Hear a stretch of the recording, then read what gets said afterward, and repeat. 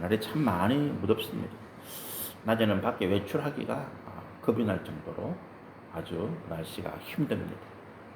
앞으로도 점점 더 더워진다 그런 예보가 있는데 하나님께서 우리 삶에 평안 주시고 이 모든 자연적인 어떤 재앙들이 우리 인간의 오만, 교만, 욕심과 탐욕으로 인한 결과라는 것을 우리가 다 알고 있습니다.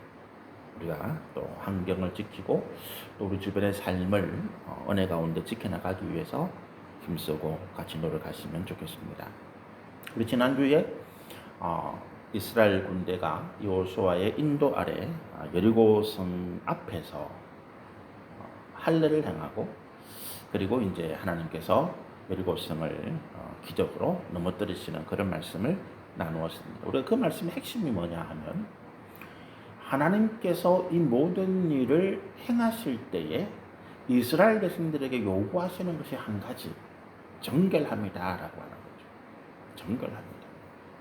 군대, 힘, 돈, 능력, 권세 이런 것이 아니고 하나님께서 우리와 하나님의 백성, 하나님의 군대와 함께 할 수 있도록 하기 위한 유일한 조건, 성결함. 그래서 우리가 여호수아가 할례를 행한 그 장소를 길갈이라고 이름을 지었잖아요. 그 길갈이라는 이름의 뜻이 우리에게서 수치가, 부끄러움이 떠나갔다, 굴러갔다라고 하는 거예요. 할례를 행했는데 할례를 받은 그 이스라엘 백성들에게서 수치와 부끄러움이 떠나갔다는 거예요. 수치와 부끄러움은 내가 돈이 없기 때문에 내가 세상에서 아무런 지위도 없고 내가 명예도 없고 그래서 사람들이 나를 무시하는 그런 존재이기 때문에 내가 부끄럽고 내가 수치를 당한다 아닙니다. 만약에 우리에게 내가 돈이 없고 내가 권세가 없고 내가 명예가 없는 그래서 세상에서 참 이름 없이 살아가는 존재이기 때문에 돈 많은 사람이 권세 많은 사람이 우리를 짓밟고 모욕하고 비웃는다? 우리에게는 아무런 부끄러움이 없습니다. 어떤 사람이 내 얼굴에 침을 뱉었다. 그 씻어내면 되죠. 내 얼굴에 침 묻은 게 내 수치와 부끄러움이 아닙니다. 오히려 권세와 재물과 명예를 가지고 그들이 가지고 있는 책임과 의무를 다하지 못하고 연약한 사람, 없는 사람, 그렇게 고통받는 사람들을 멸시하고 비웃는 그들이 바로 수치와 부끄러운 자들입니다. 우리가 돈이 없기 때문에 우리가 권세가 없기 때문에 내가 명예가 없기 때문에 나는 세상에서 대접을 받지 못하고 가장 낮은 자리에서 항상 나는 다른 사람에게 머리를 숙이고 허리를 굽히고 살아야 된다? 아닙니다. 저는 경남도에서도 우리 노예 교회가 한 몇백 군데 되겠네요. 몇백 군데가 넘는 교회 중에 우리 교회가 서열로 따지면 저 밑바닥. 근데 저는 그걸 전혀 우리 창원이나 마산이나 거제나 수천 명이 모이는 교회들도 있는데 그 목사님 만나도 저는 전혀 부끄럽지 않습니다. 그분들이 나를 무시하고 그분들이 나를 좀 낮은 자리 중요한 모임에 끼워주지 않고 그거 하나도 저는 마음에 상처되지 않습니다. 그 우리의 수치와 부끄러움이 아니기 때문에 우리의 수치와 부끄러움이 뭐냐 하면 내가 하나님의 백성으로서 정결하지 못하다. 내가 하나님의 백성으로서 내 믿음의 삶의 가치를 지켜나가지 못한다. 이것이 수치와 부끄러움입니다. 내게 있는 수치와 부끄러움. 그렇기 때문에 하나님이 나와 함께 하지 않으시는 거예요. 가난해도 내가 정결하고 거룩함을 지켜나가고 있으면 내가 병이 들어서 자리에 누워있어도 또 내가 세상에서 아무 멸시와 천대를 받는 그런 존재라도 내가 정결하고 거룩하여서 하나님께서 나와 함께 하시면 나는 존귀한 자고 나는 영광과 승리와 상급 가운데 하나님이 기뻐하시는 믿음의 사람이다. 수치를 굴러가게 하십니다. 그런데 우리가 지난 말씀을 보면서 이런 생각을 합니다. 우리는 왜 여호수아처럼 하지 못하는가? 여리고성 앞에서 그 견고한 검성철벽이라 그러잖아요. 쇠로 성을 만들고 채로 철로 이렇게 벽을 쌓은 것처럼 조금의 빈틈도 없고 무너질 것 같지 않은 그 강하고 견고한 성읍 앞에서 여호수아가 하나님의 말씀에 절대적으로 순종하고 자기의 수치와 부끄러움, 자기의 정결함을 지켜나가는 일을 행했다는 거예요. 군사적으로, 지휘관으로, 전략적으로 도무지 있을 수 없는 일을 여호수아는 태연하게 했다는 거예요. 왜 여호수아는 그렇게 하는데 우리는 그렇게 하지 못하는가? 우리와 여호수아의 차이가 뭔가? 한 가지가 있습니다. 여호수아는 자기의 삶을 커맨더. 우리 지난주 이번 주의 말씀이 커맨더. 이 커맨더라고 하는 단어는 관리하고 통제한다는 거예요. 어떤 조직이나 어떤 사람이 자기가 가지고 있는 본질, 정체성, 나아가기 위한 방향, 목적, 목표를 달성하기 위해서 그 조직이나 공동체나 자기를 관리하고 통제하는 일을 커맨더라고 이야기해요. 컨트롤이 아닙니다. 컨트롤은 어떤 일을 미세하게 조종하는 거예요. 야구 선수, 야구 투수가 공을 구석구석으로 코너로 잘 던져넣는다. 그건 컨트롤이 좋은 겁니다. 내가 원하는 곳에 공을 딱딱 집어넣을 수 있도록 아주 컨트롤, 미세하게 조정을 잘한다. 그런데 투수에게 중요한 것은 컨트롤뿐만 아니라 커맨드라는 거예요. 그 경기를 압도하고 자기가 원하는 방향으로 관리하고 통제할 수 있는 능력, 담대함, 전체적인 계획, 구상, 자기 관리, 이런 것들이 커맨더예요. 여호수아는 자기를 철저하게 커맨드하는 사람이에요. 자기를 관리하고 통제하고 하나님께서 주신 명령과 이스라엘 백성들을 이끌고는 목표와 그 목적을 향해서 철저하게 자기를 관리하고 통제하는 사람, 성결하고 거룩하게 지키는 사람. 근데 우리는 그렇지 못한 거예요. 나는 나를 커맨드하지 못하는 거예요.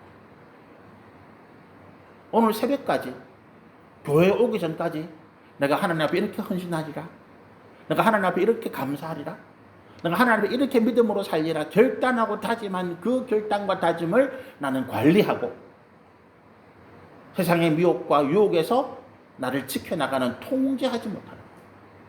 나를 커맨드하지 못하기 때문에 하나님의 역사는 여호수아나 우리에게 동일하게 임하시는데 우리는 여호수아처럼 행하지 못하는 거예요. 여호수아의 승리와 영광을 받지 못하는 것입니다. 우리가 제가 말씀을 여호수아는 커맨더다 이렇게 표현했는데 이 커맨더가 영어로는 아까 말씀드린 뜻이지만 우리 한글로 번역할 때는 여러 가지 말로 번역이 가능해요. 사령관도 커맨더고 또 전체적인 어떤 컨덕터죠. 오케스트라나 합창단을 지휘하는 이 지휘자도 커맨더에 속합니다. 그런데 여호수아가 군대 사령관, 우리는 보통 이렇게 이야기하는데 저는 여호수아는 군대 사령관이 아니다고요. 사령관의 역할도 합니다. 그런데 보통 군대 사령관, 예를 들어서 우리나라에서 한미연합 군대 사령관, 1군 사령관, 2군 사령관, 이런 사령관을 붙인 장군들이 있어요.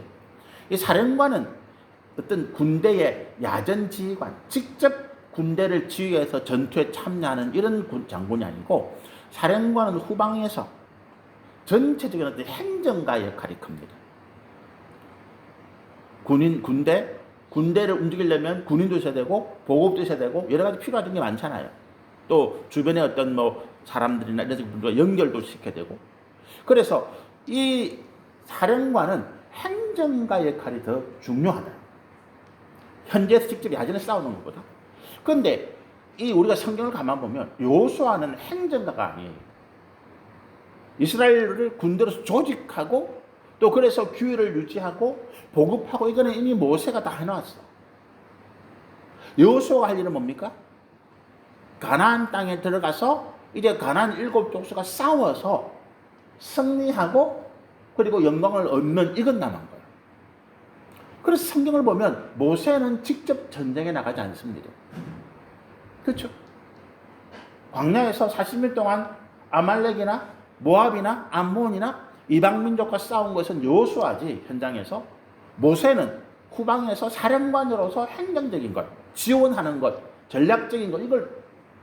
근데 여호수아는 시종일관 광야 때나 가나안 땅에 들어와서나 끝까지 야전 사령관이에요. 직접 군대를 이끌고 가서 싸우고 전투하고 지휘하고 승리하고. 그래서 이 커맨더로서의 여호수아 역할은 지휘관이다. 야전 지휘관이다. 이렇게 봅니다. 근데 야전 지휘관이 아까 말씀드린 것처럼 커맨더의 가장 중요한 이 자세가 뭐예요? 커맨더는 어떤 자기 군대 상황 이런 것들을 판단하고 승리를 위해서 무언가 중요한가를 판단해서 준비하고 또 현장에서 여러 가지 필요한 일들을 그때그때 지휘해 나가면서 전체적으로 군대를 관리하고 통제합니다. 그게 자기도 포함되는 거죠. 이게 커맨더 여호수아라는 거예요. 여기에 여호수아가 철저하게 준비된 사람이기 때문에 여리고성의 싸움뿐만 아니라 그가 아모리 7 족속을 다 몰아내고 하나님께서 명령하신 가나안 땅을 그 이스라엘 백성들에게 나누어진 일을 다 마칠 수가 있었다는 거죠. 우리가 아이성에서 보면 오늘 이 말씀 가운데 여호수아가 가지고 있었던 이 커맨더로서의 자질, 커맨더로서의 그 여호수아가 가지고 있었던 여러 가지 모습들을 우리가 살펴볼 수 있습니다. 우리가 이 7장 말씀이, 여호수아 7장 말씀이 아이성의 전투에 관한 내용입니다. 2절부터 우리가 8절, 7절까지, 2절부터 5절까지가 아이성의 싸움에 대한 내용을 기록하고 있어요. 한마디로 이야기하면 여리고에 비해서 아이성은 아주 조그마한 성이에요. 여리고는 평지, 해발보다 훨씬 낮은 이 여리고 계곡이, 요단 계곡이 훨씬 이 바다 수면보다 훨씬 낮아요. 사해가 해발 마이너스 400m쯤 된다 그러잖아요. 바다 밑으로 따지면 바닷물 밑으로 400m 이상 떨어진 깊은 곳이 이제 사해고, 요르단 계곡도 보통 한 150m, 200m 정도 바다보다 낮아요. 그런데 이 요르단 계곡에서 평지가 있는데 거기에 여리고성이 있는 거예요. 강 건너면 바로. 그런데 이 여리고성에서 이제 에브라임 산지 쪽으로 올라가야 되잖아요. 서쪽과 북쪽으로 올라가야 가나안 땅을 정복해 가는데 그것이 이제 산지로 올라가는 거예요. 고산지대, 1000m에 해당되는 지대가 있는. 거기에 중간쯤이 아이성이 있는 거예요. 여리고성에서 아이성으로 올라가는 길은 가파른 언덕길입니다. 그게 뭐 단단한 암석도 아니고 물은 그 모래가 그 사암지대, 밟으면 뭐 흙이 흘러내리고 무너져 내리고 올라가기 쉽지 않아요. 근데 거기에 아이성이 있는데 이 아이성이 아주 조그마한 성인 거예요. 그래서 여리고성에서 대성을 하고 난 다음에 그 다음에 가나안 땅으로 올라가는 진경로에 아이가 딱 있는데 이게 보니까 여리고에 비해서 성도 낮고 또 알아보니까 거기에 상주하는 인구 군대도 얼마 안 되고 그래서 여호수아와 이스라엘의 장로들 지휘관들이 회의를 합니다. 저거 보니까 우리가 저 다 갈 필요 없는 것 같은데 60만 원이 되는 우리 군대가 저 다 올라갈 데도 없어. 한 3,000명만 가도 충분한 것 같아. 그리고 그 전쟁에 여호수아도 참가하지 않습니다. 3,000명쯤 되니까 그냥 천부장 3명 보내가지고 야 너가 적당히 공격하고 정리하고 내려와. 그럼 우리 올라가자. 그래서 올라갔는데 전투가 이상하게 전개됩니다. 아이성의 성문이 열리더니만 거기에 있는 군대, 숫자도 얼마 안 되는 군대가 내려와서 비탈길을 달려와서 올라가는 이스라엘 군대를 쳐서 사정없이 베어버립니다. 앞장서 돌게 가던 선봉에 가는 용사들이잖아요. 군대에서 제일 선봉에 달려가는 사람들은 가장 정예병, 가장 뛰어난 용사들입니다. 이 용사들이 수십 명이 갑자기 다 썰어 죽어버리는 거예요. 앞에 열심히 달려가는 선봉부대가 갑자기 쓰러지고 뒤에서 놀래가지고 주춤하고 그래서 앞에는 내려오고 군대가 갑자기 뭐 비탈길로 굴르고 뒤집어지고 도망가기 바쁜 겁니다. 일순간에 이스라엘 군대가 패배하고 도망쳐온 거예요. 이스라엘 군대가 도망쳐 패배하고 나니까 이스라엘 본진이 난리가 났습니다. 6절의 말씀 보십시다. 여호수아가 옷을 찢고 이스라엘 장로들과 함께 여호와 궤 앞에 땅에 엎드려 머리에 티끌을 뒤집어 쓰고 점을 들고 있다가 여호와의 궤 앞에 지성소죠. 근데 이때 뭐 지성소에는 대제사장밖에 들어갈 수 없으니까 하나님의 성전 앞에, 성막 앞에라고 표현하는 게 맞을 것 같아요. 하나님의 성전, 지금으로 치면 예배당이에요. 법궤는 하나님의 임재 상징이니까 내 삶에 문제가 생겼어요. 감당하지 못한 환난과 시련, 고통을 당했습니다. 닥쳤습니다. 내 집에서 기도하기가 어렵잖아요. 내 급한 마음에 하나님께 달려와서 엎드릴 것 같잖아요. 예배의 처수에 달려오는 거죠. 내 아이가 급하게 아픕니다. 많이 아픕니다. 아이는 병원에 입원해놨어요. 내 마음은 아이 옆에 있는 게 아니라 하나님 앞에 가서 엎드리는 거예요. 아이는 병원에 있지만 나는 지금 하나님 앞에 나와서 예배의 처소에 엎드려서 하나님 내 아이를 살려줘서 엎드려요. 하나님 가장 가까운 곳에 내 마음이 있는 곳에 그 이야기죠. 엎드려서 머리에 티끌을 뒤집었습니다. 망했다는 거예요. 이제 우리는 다 망했다는 거예요. 그리고 아무 말도 안 넋이 빠져가지고 가만히 앉아있습니다. 하루 종일 그렇게 앉아있는 거예요. 그러다가 7절에 여호수아가 한마디를 합니다. 기도도 아니고 신세 한탄 같은 소리를 합니다. 하나님 도와주세요 이런 소리가 아닙니다. 신세 한탄 같은 소리 한번 보실까요? 이르되 슬프도소이다. 이게 무슨 말입니까? 하나님이 무슨 일입니까? 하나님이 무슨 일입니까? 그 다음 말씀을 읽어볼까요? 여호와여 어찌하여 이 백성을 인도하여 요단을 건너게 하시고 요단강을 건너게 해가지고 여리고까지 이겼으면 그 다음에 계속 이기게 해야지 이 말이거든요. 그런데 우리를 아무리 사람의 손에 넘겨 멸망시키려 하셨나이까. 하나님 우리를 요단강을 건너게 하신 게 우리를 가나안 땅을 정복하고 우리에게 승리와 영광을 주시려 한 것이 아니라 우리를 다 범의 호랑이 아가리 속에 집어넣어가지고 다 우리 죽게 만드는 겁니까? 이 기도가 아니죠. 한탄 비슷하게 하나님 이럴 수가 있습니까? 하나님 내 기도 응답하신다더니만 이게 뭡니까? 이게 기도 응답입니까? 하나님 내 망하는 이게 기도 응답입니까? 이런 이야기죠. 그러면서 이야기합니다. 우리가 요단 저쪽을 만족하게 여겨 거주하였다면 좋을 뻔하였나이다. 차라리 요단강 건너지 아니하고 우리가 요단 동쪽 아모리 모압 땅을 암몬 땅을 우리가 차지하고 그곳에 살았더라면 차라리 좋을 뻔했는데 왜 하나님 우리를 이 가나안 땅으로 밀어넣어 가지고 우리를 망하게 합니까? 이 말이거든요. 하나님을 향한 원망, 불평 이렇게 이야기합니다. 8절입니다. 주여 이스라엘이 그의 원수들 앞에서 돌아섰으니 돌아섰다는 말이 뭡니까? 군대가 앞을 향하다가 적군에게 패하여 도망쳐오는 상황이죠. 우리 군대가 패하고 우리가 이제 멸망의 지경에 놓여있는데 내가 무슨 하나님 앞에 뭐 감사 찬양 이런 거 뭐 있습니까? 이제 우리 다 망하게 생겼는데 우리 다 죽게 생겼는데 내가 하나님 앞에 뭐 감사할 일이 뭐가 있습니까? 이런 이야기예요. 그죠? 내가 뭔 말이 있습니까? 하나님 약속 지키라는데 그런 말 하기도 싫고 이런 말입니다. 9절입니다. 가나안 사람과 이 땅의 모든 사람들이 듣고 아이성의 실패죠. 패배죠.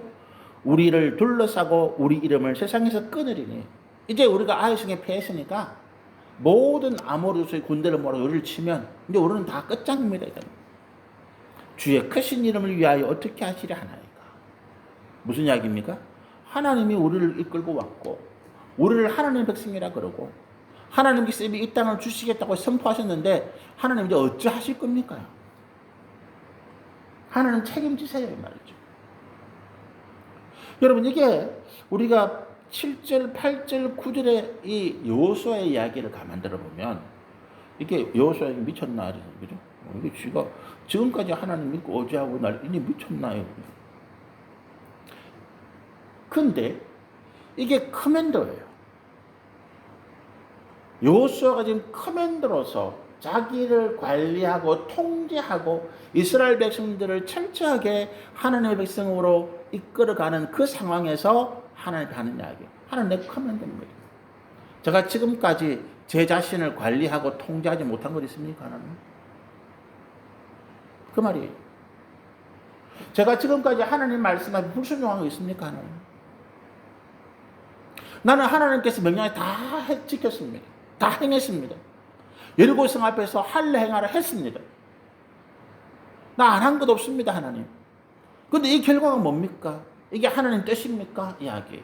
자기에 대한 확신이 없으면, 적어도 우리가 하나님 향해서 원망하고 불평하려면 내가 하나님께서 하신 모든 일들에 대해서 나는 최선을 다했습니다, 이런 결과가 있어야 돼요. 근데 우리가 대부분 하나님께 원망하는 게 불평하는 이유는 뭡니까? 내 정욕과 탐심대로 안 됐다는 거예요. 그렇잖아요. 우리 월드컵 우리 떨어진 홍명보 감독이 욕 많이 먹잖아요.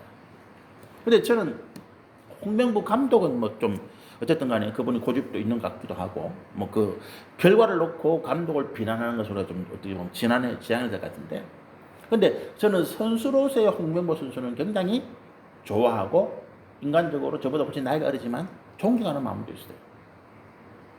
우리가 그 2002년 월드컵 앞두고 이제 홍명보 선수 그때 이제 선수였죠. 월드컵 전인가? 근데 어딘가요? 동유럽의 어떤 국가하고 이렇게 평가전을 했는데 5대 0으로 졌어요. 5대 0으로 졌는데 모든 선수들이 기가 팍 죽어가지고 고개를 숙이고 이렇게 푹 늘어져서 그라운드를 나오는데 홍명보 선수 혼자만 고개를 들고 당당하게 나오는 거예요. 저는 그걸 보면서 저 선수는 자기가 할 수 있는 최선을 다했구나. 자기가 할 수 있는 최선. 이 경기를 위해서 자기 관리를 철저하게 하고 통제하고 또 주장으로서 모든 것을 선수를 조율을 했지만 자기가 할 수 있는 능력 범위 밖에 아직 조직이 덜 됐고 아직 감독이 선수들을 다 파악하지 못했고 전략이나 전술을 연습하는 과정에서 일어나는. 그러나 나는 그 과정에서 나는 최선을 다했다. 5대 0으로 졌지만 나는 이것이 부끄럽지 않다. 내가 최선을 다했기 때문에. 여러분, 이것이요 여호수아예요. 하나님, 우리가 실패했습니다.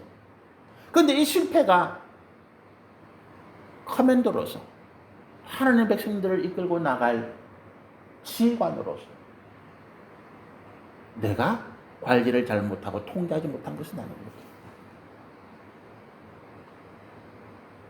여러분, 우리가 우리 스스로에 대해서 자부심, 우리 스스로에 대해서 만족함, 이게 뭡니까? 하나님이 나를 영광스럽게 했다. 나를 영화스럽게 했다.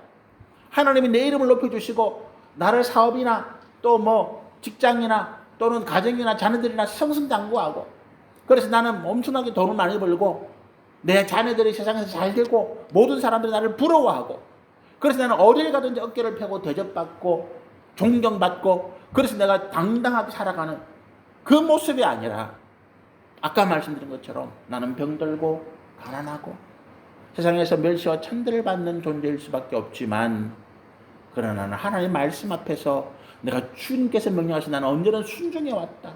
거기에 대한 자부심, 당당함. 그래서 어디를 가든지 어깨를 펴고 고개를 들고 자기를 높이는 것이 아니라 하나님이 자기를 존귀하게 하는 겁니다. 이게 우리의 힘이에요.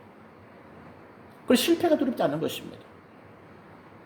그게 어쨌다는 말인데, 지지난주에 모세의 죽음에 대해서 말씀드리면서 우리의 인생의 평가는 지금 현실쯤이 아니다 말씀드렸잖아요.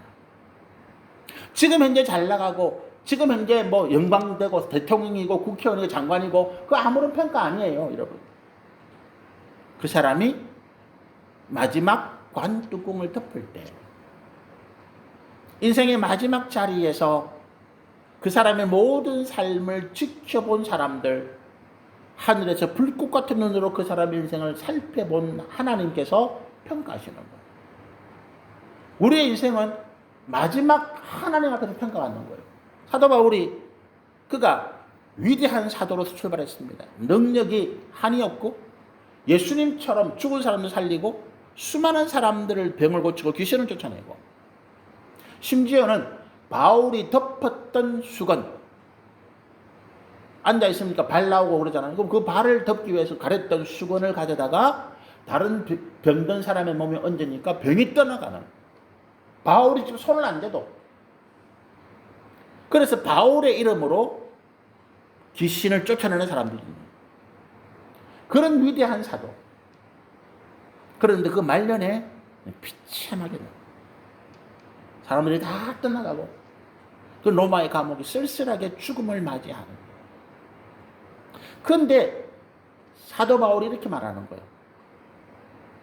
나는 하나님 앞에서 받을 상급과 영광이 있다. 나는 믿음 지켰고 지금까지 나는 달려갈 길을 한 번도 포기하지 않았고 끝까지 내가 달려왔고 선한 싸움 싸웠다. 이것 때문에 하나님께서 나를 면류관으로 영광으로 맞아주셨어요. 내가 실패한 것, 내가 좌절한 것, 세상 사람들에게 손가락질 받고 멸시받고 그렇게 해서 내 삶이 밑바닥으로 추락한 것, 그건 나는 아무것도 아니다. 나는 내 믿음 지키고 선한 싸움 싸우고 끝까지 달려갈 길, 내 관뚜껑이 덮이는 그 순간까지 나는 달려가. 하나님께 그걸 평가하신다. 여호수아가 적어도 이 아이성의 패배를 가지고 하나님 앞에 원망하고 불평할 수 있는 자격이 있다는 거예요. 그러니까 어떻게 합니까? 10절에 보니까 하나님께 여호수아에게 책망합니까? 네가 뭔데 원망하나? 우리가 성경에 위대한 선지자들이 하나님 앞에 자기가 받은 사명에 실패하고 좌절할 때 하나님 원망하는 일이 많았잖아요. 그런데 그때는 하나님께서 그들을 책망하십니다. 아모스 같은 사람. 아모스가 아니죠. 요나 같은 사람. 요나 같은 사람. 하나님께서 책망합니다. 엘리야, 그 위대한 능력의 선지자가 실패하고 갔을 때 하나님이 책망합니다. 그런데 여호수아에게 책망 안 합니다. 10절입니다. 여호와께서 여호수아에게 이르시되 일어나라. 어찌하여 이렇게 엎드렸느냐. 이 두 가지 의미로 해석할 수 있습니다.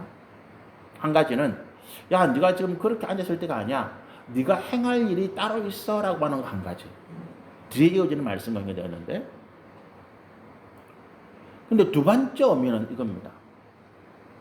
일어나라. 왜 엎드렸냐 이 말은 뒤에 이어지는 아간의 범죄를 해결해라 하는 의미의 한 말씀 하나 하고, 또 하나는 야, 너 그렇게 좌절하고 절망할 필요 없어.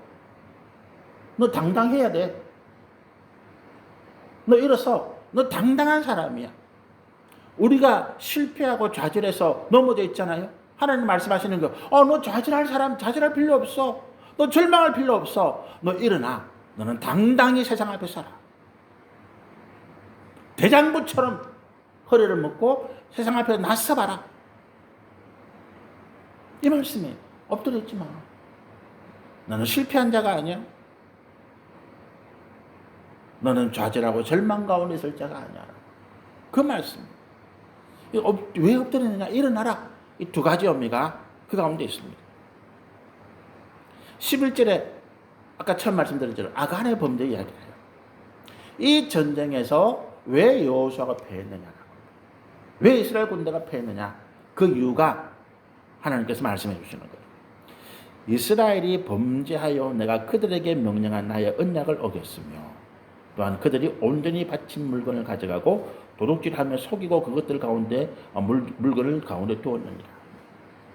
여리고성을 하나님께서 점령하라고 말씀하시면서 이스라엘 백성들에게 이런 명령을 해요. 고대의 이제 전쟁은 이제 전쟁의 전리품, 지금은 전쟁에서 이긴 군사들이 그 나라의 점령지에 들어가서 일반 백성들을 약탈하고 강간하고 재물을 빼앗고 죽이고, 이거는 전쟁 범죄입니다.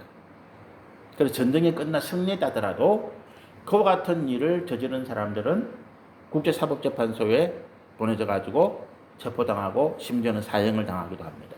전쟁 범죄이기 때문에 그렇습니다. 지금 이스라엘의 그 총리 네타냐후라는 사람이 미국에 왔는데, 미국 여론이 네타냐후를 전쟁 범죄자로 체포하라고 이야기하고 있어요.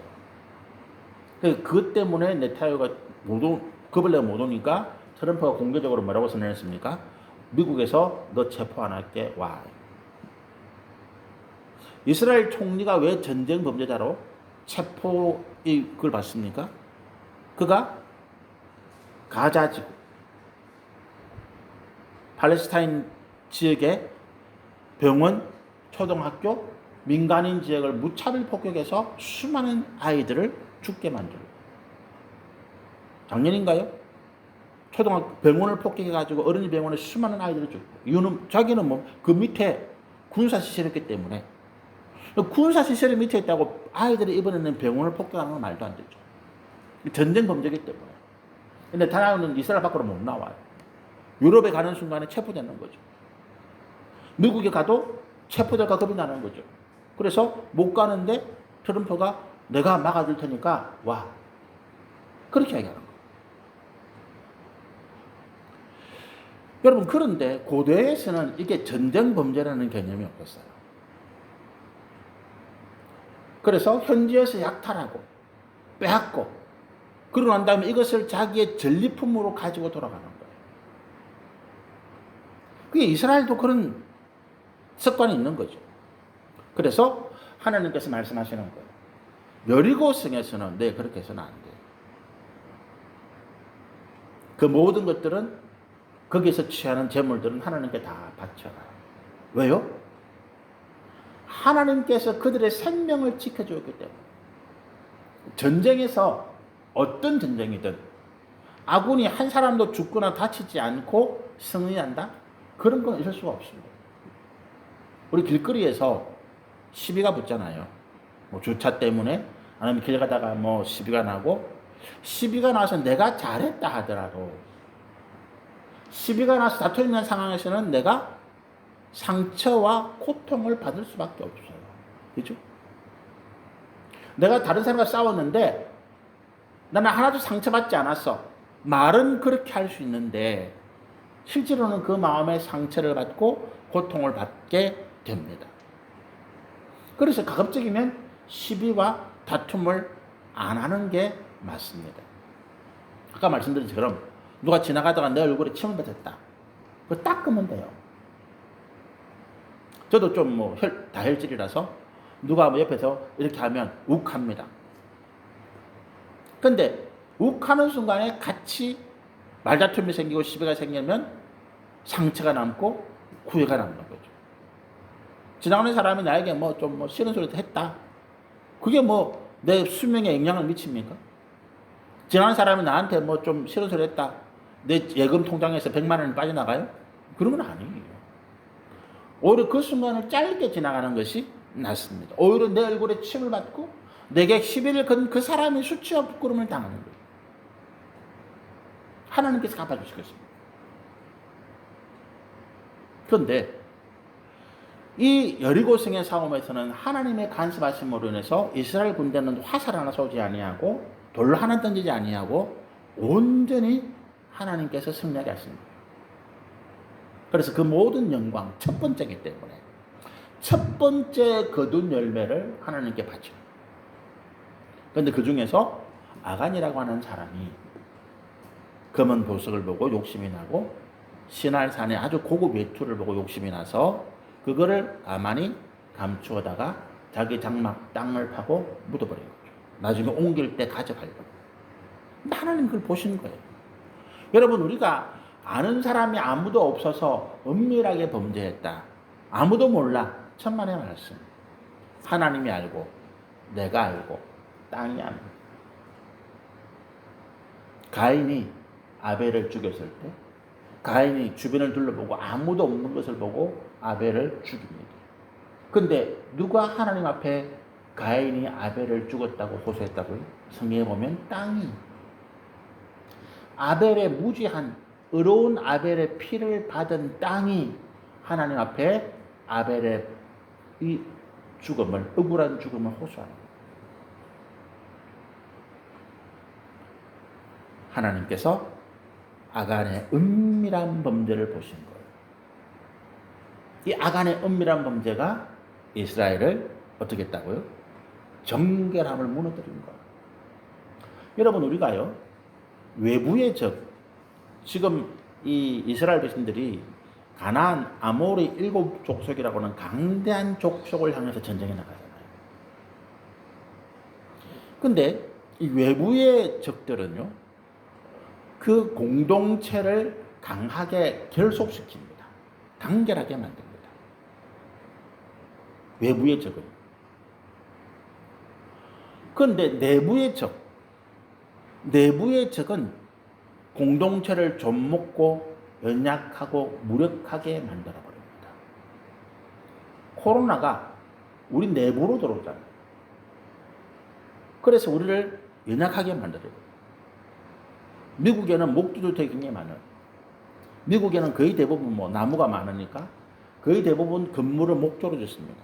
그런데 이 목조주택에 치명적인 적이 있습니다. 그게 뭐냐 하면 아주 조그마한 벌레, 흰개미예요.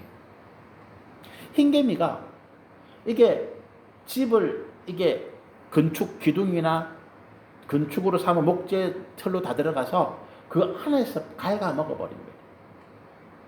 그래서 조금 시간이 지나면 이 흰개미가 파먹은 그 안에 그 내부에 썩은 것 때문에 건물이 그냥 주저앉아 버리는 거예요.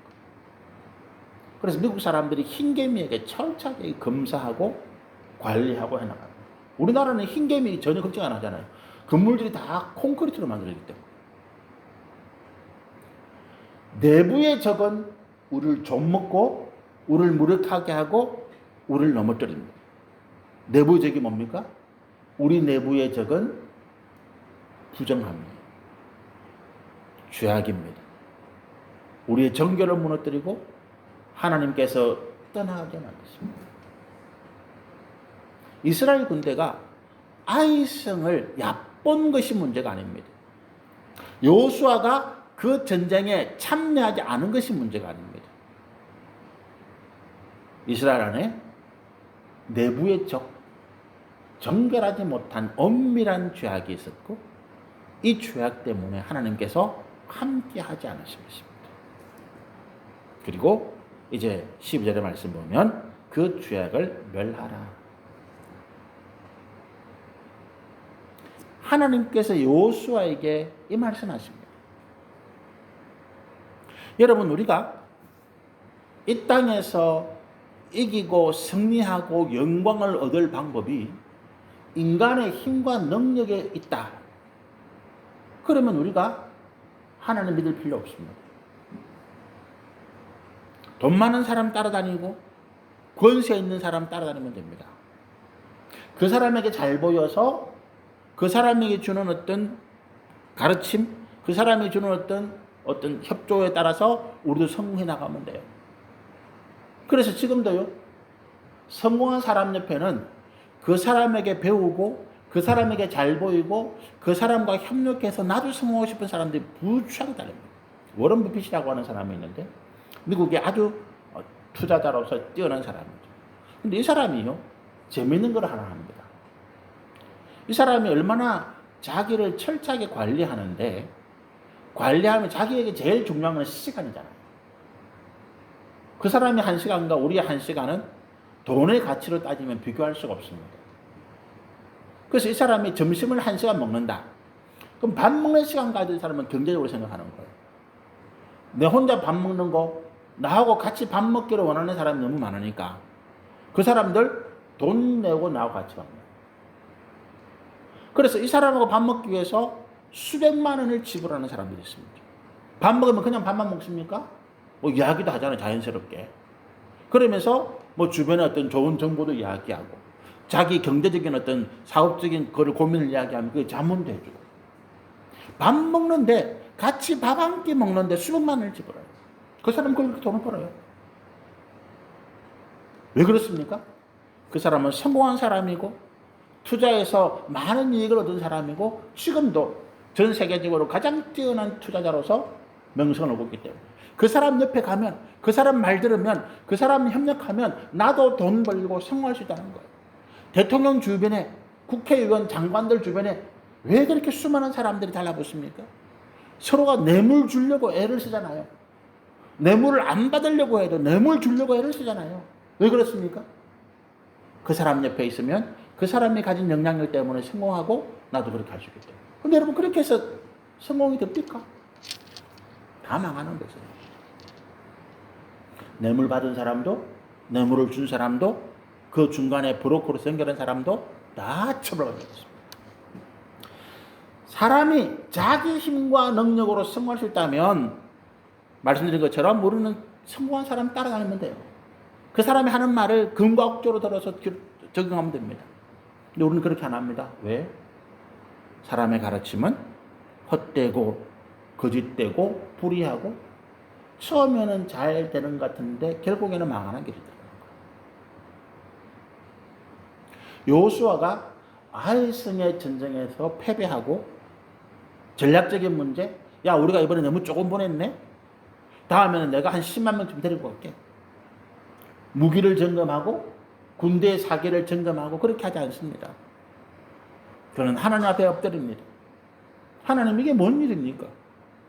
내가 뭘 잘못했길래 하나님 나에게 이렇게 하십니까? 나는 아무리 나를 살펴봐도 내가 내 자신을 정결하고 거룩하게 관리하고 통제하는 건 그렇게 무너진 적이 없는데 군대를 점검하고 전략을 다시 수정하고 전술을 개발하고 다음엔 어떻게 잘 싸우자 사람들의 지혜를 모으지 않습니다. 하나님 앞에 엎드리는 거예요. 그리고 하나님 응답도 마찬가지입니다. 야 다음엔 내가 10만 명쯤 데려가. 이번에는 공격 루트를 바꿔봐. 이번에는 지휘관을 네가 직접 해야 돼. 이렇게 말씀하지 않고 정결하라. 네 안에 있는 죄악을 소멸하라. 하나님이 우리 생명의 주인이고 하나님이 이스라엘 백성들의 존재와 번영과 승리와 영광의 근거이기 때문입니다. 하나님이 계셔야 내가 산다. 하나님이 계셔야 우리가 승리한다. 여호수아가 그걸 철저하게 알고 그걸 관리하고 그걸 통제하는 거예요. 거기에서 벗어나지 않는 거예요. 여러분 커맨더로서 여호수아는 그거예요. 하나님을 벗어나지 않는다. 우리가 왜 여호수아처럼 되지 못하느냐? 나는 하나님을 자꾸 벗어나는 거예요.